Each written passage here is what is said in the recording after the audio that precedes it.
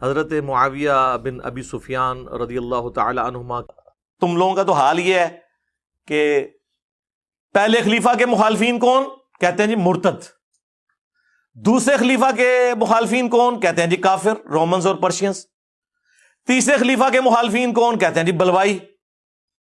چوتھے خلیفہ کے مخالفین کون؟ اے رضی اللہ عنہ۔ چوتھے خلیفہ کے مخالفین کون؟ اے رضی اللہ عنہ۔ چوتھے کے ساتھ اتنی دشمنی۔ بسم اللہ الرحمن الرحیم، الصلاۃ والسلام علیک یا سیدی یا رسول اللہ وعلی آلک و اصحابک یا سیدی یا حبیب اللہ۔ آپ نے سیاست میں تو یو ٹرن سنے ہوں گے کہ ایک دن کوئی سیاسی لیڈر ایک بات کہتا ہے اور دوسرے دن دوسری بات کہہ دیتا ہے۔ وہی جب اپوزیشن میں ہوتے ہیں تو ان کے بیانات اور ہوتے ہیں، اور جب وہ حکومت میں آتے ہیں تو اپنے بیانات سے یو ٹرن لے لیتے ہیں۔ چلیں، یہ تو سیاست تھی۔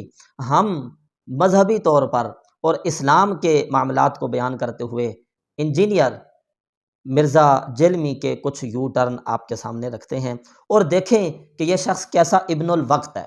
جیسا وقت ہوتا ہے اس طرح کا جواب دے دیتا ہے، اگرچہ اپنی پہلی بات کو یہ اگلے اپنے بیان میں یا اگلی بات میں یا اگلے جملے میں اس کا رد کر رہا ہوتا ہے۔ یہ ایک ہی اس کا انٹرویو ہے۔ اس کے اندر پہلے سے سوال ہوتا ہے کہ آپ سنی کہلوانا پسند کرتے ہیں؟ کہتا ہے میں تو کہتا ہوں نہیں جی، نہیں کہلوانا چاہیے، بلکہ اپنے آپ کو مسلم کہنا چاہیے۔ شوق ہے تو وہ کہ، لیکن میرا خیال ہے ہم اس سے باہر نکلیں، اپنے آپ کو مسلم کہیں۔ اچھا، سنی کہلانا پسند نہیں کرتے آپ؟ نہیں، قطعاً نہیں۔ یہ سادہ عوام کو، عام لوگوں کو یہ باور کرانا چاہتا ہے بھئی ہم جو ہیں جی وہ فرقہ واریت کے مخالف ہیں، تو سنی تک ہم نہیں کہلواتے۔ تو اس کے نا جو بہت سے ماننے والے ہیں وہ یہ بھی کہتے ہیں بھئی ہم سنی نہیں ہیں، بس ہم سیدھے سادے مسلمان ہیں۔ تو خود کہہ رہا ہے بھئی سنی نہیں کہلوانا چاہیے، بس سیدھا مسلم کہلوانا چاہیے۔ پھر اسی انٹرویو میں آگے جا کر خود ہی کہتا ہے کہ ہم اپنے آپ کو سنی کیٹیگری میں فال کرتے ہیں۔ اس پر کسی کو برا لگتا ہے کہ آپ کا ویڈیو کلپ دیکھیں۔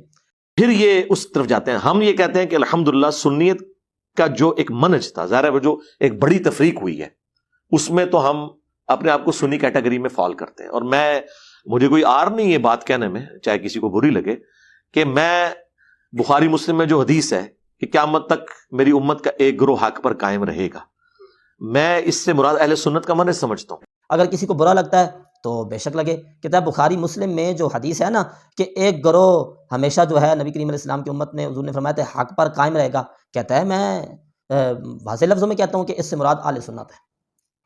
یعنی اس کے فالوور سے میں پوچھتا ہوں اب آپ بتائیں تسی سنی ہو یا نہیں ہو؟ اگر آپ کہیں سنی نہیں ہیں، آپ کا گرو تو کہہ رہا ہے کہ ہم اپنے آپ کو سنی کیٹیگری میں فال کرتے ہیں، اور اگر آپ کہیں کہ آپ سنی ہیں تو ہم کہیں گے آپ کا لیڈر تو کہہ رہا ہے کہ سنی تو کہلوانا ہی نہیں چاہیے، بلکہ آپ نے آپ کو مسلمان کہنا چاہیے۔ پھر ایک اور دیکھیں، حضرات صحابہ کرام کی تو یہ ہے ہی گستاخی کرتا ہے، اور یہ جو کہتا ہے نا کہ سنی نہیں کہلوانا چاہیے، یہ بھی اپنے بڑے بھائیوں کو، رافضیوں کو، شیعوں کو خوش کرنے کے لیے کہتا ہے۔ اب انہیں خوش کرنے کے لیے ایک مقام پہ ایک جملہ اور کہہ رہا ہے، اور دوسری جگہ آتا ہے ادھر یو ٹرن لے رہا ہے، کہتا ہے جی پہلے خلیفہ کے جو مخالفین ہیں ان سے پوچھیں، یعنی اہل سنت سے، علماء سے پوچھیں وہ کون ہے؟ تو کہتے ہیں جی مرتد۔ دوسرے خلیفہ کے مخالفین کہتے ہیں جی کافر۔ تیسرے خلیفہ کے مخالفین کہتے ہیں جی بلوائی۔ اور چوتھے خلیفہ کے مخالفین کون ہیں؟ تو یہ آگے سے کہتے ہیں رضی اللہ عنہ۔ تم لوگوں کا تو حال یہ ہے کہ پہلے خلیفہ کے مخالفین کون؟ کہتے ہیں جی مرتد۔ دوسرے خلیفہ کے مخالفین کون؟ کہتے ہیں جی کافر، رومنز اور پرشینز۔ تیسرے خلیفہ کے مخالفین کون؟ کہتے ہیں جی بلوائی۔ چوتھے خلیفہ کے مخالفین کون؟ اے رضی اللہ عنہ۔ چوتھے خلیفہ کے مخالفین کون؟ اے رضی اللہ عنہ۔ چوتھے کے ساتھ اتنی دشمنی۔